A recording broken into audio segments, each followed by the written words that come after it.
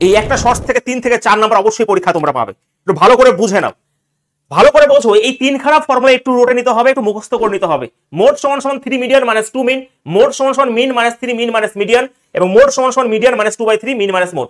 Direct এখানে তোমাকে দিয়ে দেবে যে মিডিয়ান এত, মিন এত, তাহলে মোড কত বা মোড এত, এরকম ভাবে দিয়ে দেবে। জাস্ট পুট করে দেবো, উত্তরে চলে আসবে।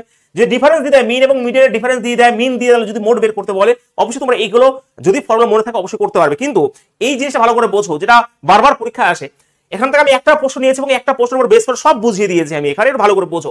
ধরো একটা প্রশ্ন এসেছে, ওখান থেকে মিন চেয়েছে, মিডিয়ান চেয়েছে, মোড চেয়েছে, রেঞ্জ চেয়েছে, মিন ডিভিশন, ভ্যারিয়েন্স, স্ট্যান্ডার্ড ডেভিয়েশন এবং কোএফিসিয়েন্ট অফ ভ্যারিয়েশন যদি চাই, তাহলে কিভাবে করব? সব বের করার ক্ষেত্রে আমার ছোট থেকে বড় সাজানোর দরকার নেই, তবুও আমি এটাকে আগে ছোট থেকে বড় সাজিয়ে নিয়েছি।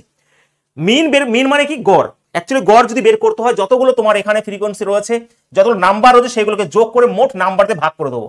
যোগ করলে দেখো 7, 15, 21, এখানে তোমার 7, 15, 21, 25, 25 বার 37, 42 রয়েছে। 42 কে মোট নাম্বার 7 দিয়ে ভাগ করলে 6, মিন 6 বের করতে পারো। ছোট থেকে বড় সাজালে তুমি মিডিয়ান বের করতে পারবে। মিডিয়ান মানে হচ্ছে, যদি দেখো এখানে 7টা সংখ্যা রয়েছে, তার মানে এদিকে 3খানা, এদিকে 3খানা, তাহলে মাঝখানটায় হয়ে গেল কি আমার মিডিয়ান। ক্লিয়ার? মধ্যক বলা বাংলায় এটাই। যদি আরেকটা সংখ্যা থাকতো, সাপোজ এখানে 2, 3, তোমার 5, এখানে 7 থাকতো, তাহলে আমরা কি করতাম? এই মাঝখানে দুটোকে যোগ করে 2 দিয়ে ভাগ করে দিতাম, তাহলে হয়ে যেত আমার মিডিয়ান। ঠিক আছে ভাই? তার মানে বিজোড় সংখ্যা যদি থাকে, তাহলে মাঝখানেটাই হচ্ছে আমার মিডিয়ান, আর যে জোড় সংখ্যা থাকে তাহলে মাঝখানেটা যোগ করে 2 দিয়ে ভাগ করে দেবো। মোড মানে কি?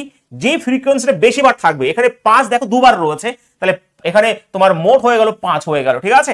মধ্যক যাকে বলা হয়, যাতে বেশি থাকবে সেটা হচ্ছে মোড। রেঞ্জ কি?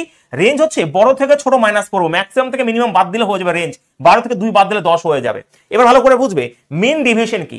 মিন ডিভিশন বের করতে গেলে তোমাকে এদের গড় বের করতে হবে। গড় যেহেতু 6 বের করেছি, এবার 6 থেকে প্রত্যেকটাকে বাদ দেবো।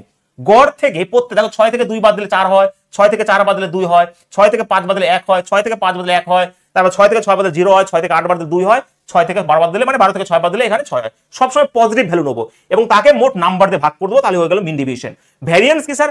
ভ্যারিয়েন্স হচ্ছে, এটা যেমন আমরা ডিফারেন্স মানে গড় থেকে ডিফারেন্স নিয়ে যোগ করেছি, এবার এটাকে কি করবো? যখন ভ্যারিয়েন্স বের করবো, গড় থেকে তাদের ডিফারেন্স বের করে তার স্কোয়ার করে দেবো। দেখো 4 বেরিয়েছিল, স্কোয়ার নিয়েছি, প্রত্যেকটার স্কোয়ার নিয়েছি, মানে ডিফারেন্সটা গড় থেকে আমার প্রত্যেকটা নাম্বারের ডিফারেন্স গুলোকে স্কোয়ার করে মোট নাম্বার দিয়ে ভাগ করে দেবো, তাহলে হলো ভ্যারিয়েন্স। স্ট্যান্ডার্ড ডেভিয়েশন যদি বের করতে হলে, যা ভ্যারিয়েন্স বেরোবে তার রুট করে দিলে, ভ্যারিয়েন্স যদি চলে আসে, এখানে যদি চলে আসে তার রুট করে দিলে আমার স্ট্যান্ডার্ড ডেভিয়েশন চলে আসবে। এবং কোএফিসিয়েন্ট অফ ভ্যারিয়েশন যদি বের করতে বলে, তাহলে স্ট্যান্ডার্ড ডেভিয়েশন যা বেরোবে তাকে মিন দিয়ে ভাগ করে 100 দিয়ে গুণ করে দিলে চলে আসবে কোএফিসিয়েন্ট ভ্যারিয়েশন।